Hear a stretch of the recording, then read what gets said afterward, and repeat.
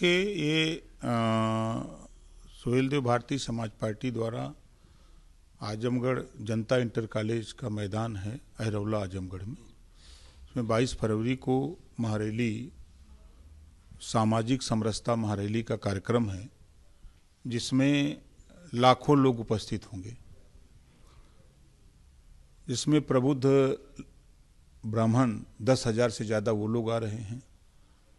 इसके अलावा ब्राह्मण, क्षत्रिय, यादव, पटेल, चौहान, प्रजापति, पाल, गौड़, नाई, राजभर सभी समाज के लोग उस रैली में आ रहे हैं। यह रैली आगामी 2027 का जो चुनाव है उसकी शंखनाद करेगा। और जो आजमगढ़ में समाजवादी पार्टी के लोग कहते हैं कि ये सपा का गढ़ है, क्योंकि माननीय मुलायम सिंह जी, माननीय अखिलेश यादव जी, माननीय धर्मेंद्र यादव जी ये 3 लगातार सांसद हुए, जिसको लेकर के ये कहते हैं कि हाँ सपा का गढ़ है।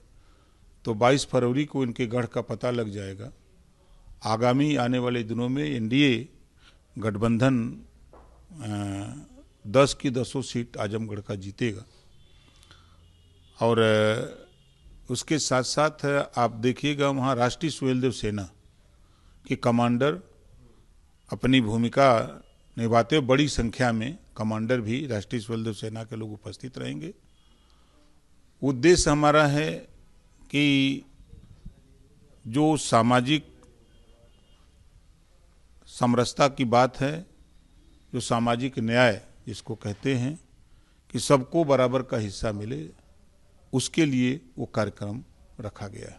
सर, सपा ने वहाँ एनडीए भवन बनाया है और सपा कार्यकर्ताओं का दावा है कि केंद्र होगा आजमगढ़, और आपने बड़ी जिम्मेदारी ली है एनडीए की तरफ से। देखिए, समाजवादी पार्टी धोखा देने वाली पार्टी है।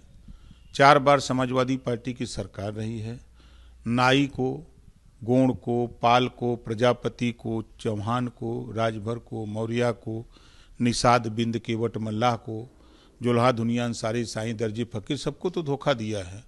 उस धोखे का परिणाम है उनके साथ कि 14 हारे, 17 हारे, 19 हारे, 22 हारे, 24 हारे।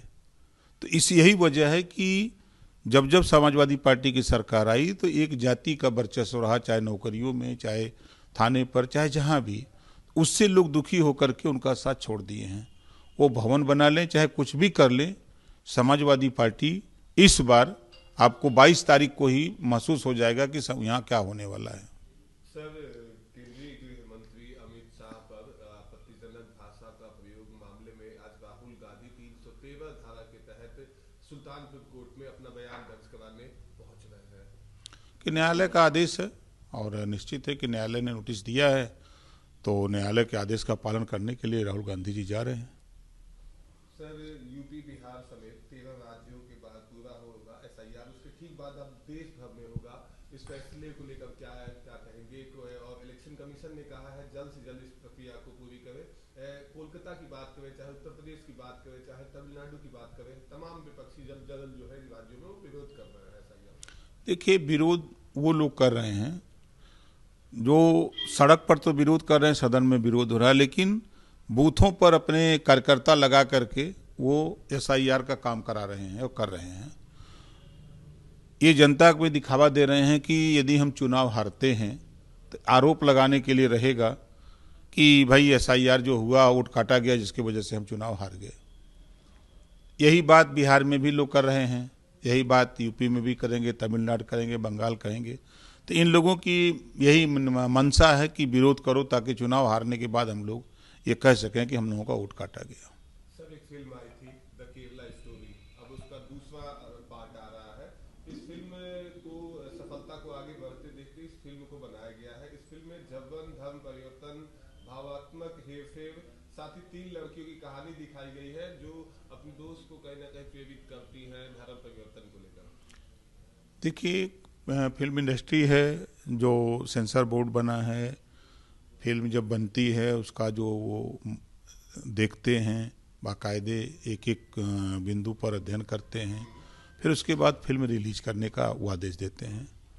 तो उसके बाद भी अगर जनता में कोई रिएक्शन आता है तो जिस पार्ट का रिएक्शन आता है उस पार्ट को काट के निकाल दिया जाता है।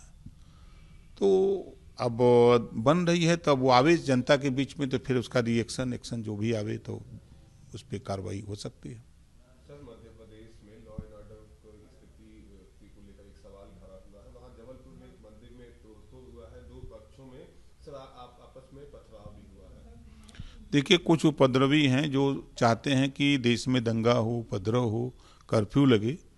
कि देश में कानून का राज है, देश में मोदी जी हैं, प्रदेश में अलग अलग मुख्यमंत्री हैं, तो कुछ शरारती तत्व हैं जो ये चाहते हैं कि सरकार को बदनाम किया जाए, तो इस तरह के उपद्रव कर रहे हैं। लेकिन उनको ये नहीं पता है कि कानून का राज है, संविधान से देश चल रहा है, और संविधान के दायरे में कोई भी कानून अपने हाथ में लेने की कोशिश करेगा तो उसके खिलाफ कानून भी मजबूती से काम करेगा। एक आखिरी सवाल सर, मुफ्त की योजनाओं पर सुप्रीम कोर्ट ने टिप्पणी की है। उन्होंने कहा है कि वेड़ी नहीं रोजगार के अवसर प्रदान करे, सबको फ्री सुविधाएं बांटना गलत है।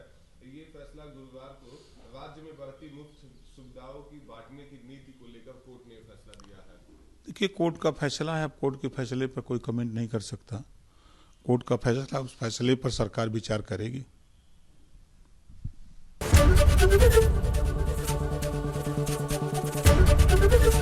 एबीपी गंगा, खबर आपकी, जुबान आपकी।